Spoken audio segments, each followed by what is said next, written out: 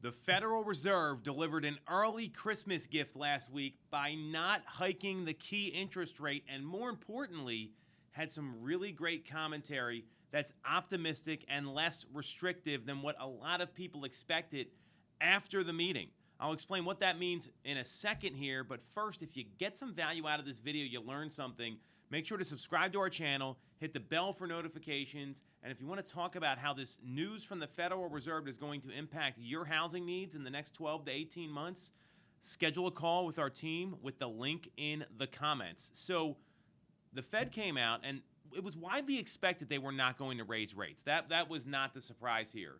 It's always the comments afterwards with the Fed, and what we've seen is that Federal Reserve Chairman Jerome Powell can make the market move with his commentary afterwards. And what we saw is that they started talking about rate cuts in 2024. They're predicting 3 rate cuts in 2024 and more in 2025, which is a significant change from what the Fed has been saying all year long. And this is really good news. And the market reacted that way.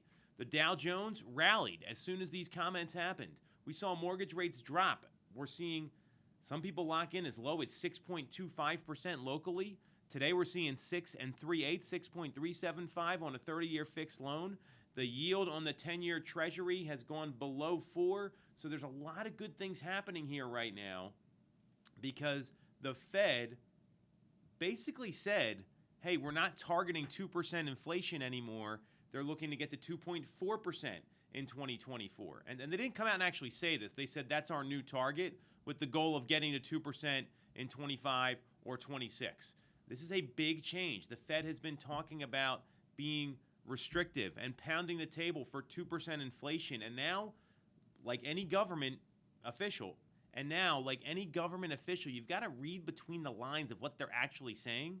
And they didn't come out and say this, but they said that, hey, here's our target for next year, which tells me we're not going to keep hiking rates until we get to 2%, as evidenced by forecasting 3 rate cuts in 2024. Tremendous news here. So what does all this mean? Well, what we've seen so far is that rates have come down. Just a few weeks ago, we were at 8%, and now we've seen as low as 6.25%. This is massive savings in your monthly payment if you're a buyer or you're a seller that maybe has a lower rate and wants to go buy something, because most sellers do have to go buy new properties. So your payment just went down substantially. And what we're seeing is this is going to create more conversations, more sellers coming to the market because they're okay at maybe a 6.25% on a 30-year fix for a new home, and they're okay with rates because historically these are still very low. So this is probably the best thing that could have happened heading into the end of the year. So if you're a buyer right now, I'd be meeting with agents and strategizing and getting clear on, here's what I'm looking for, here's what I want to find, and here's where my monthly payment needs to be. And I'd be checking daily with your lender where rates are coming in, because even last week, when in anticipation of the Fed meeting, we saw rates coming in at like 6.5, or the previous week it was 6.75. So it's still a day-to-day thing, and you really want to be clear on where your payment's going to be coming in on any given day, depending on the houses that you're looking at. If I'm a buyer, I'm getting in the market immediately because we don't know when the right home's going to become available. We do know where the rates are, and you want to be in a position to move quickly on that property. So what does a strategy meeting entail? Getting clear on the process, understanding costs, knowing exactly what you're getting into, so you're not figuring out what to do when it's time to make an offer on a home that you really want. You know what to do and are strategizing about how to get the property. That's what strong buyers and savvy consumers are doing, and great agents are guiding their clients in the same way.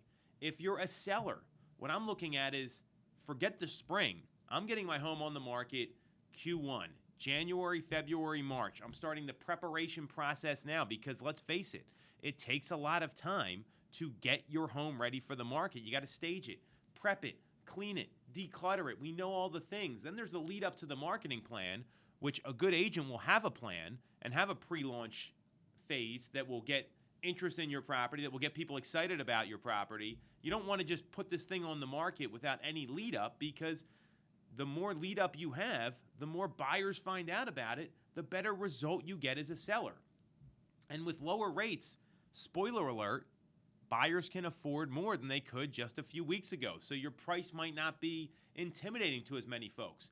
And the more buyers that are interested, the better price and better terms. And all we're talking about here is preparation for what's to come, because the projections are we're going to see rates stabilize in Q1. If the Fed starts cutting rates later in the year and they come down, you may want to take a little bit of time and see how that plays out. It's really going to depend on your housing needs and finding the property that you want. And there's a lot of that that's out of your control. You have to wait and see what comes on the market and be ready and in a position to outmaneuver the market like we're seeing some folks do right now by writing lower offers during a slower time of year, at least in the eyes of many consumers. We know there's always homes that are ready to be bought and sold. So the point is, the market is moving in a favorable direction. Don't overthink it. Have your meetings now, strategize now, have a plan in place, and then go act on it in Q1, Q2, Q3, and be ready to make a real estate decision with the right information and knowing that there's good things on the horizon.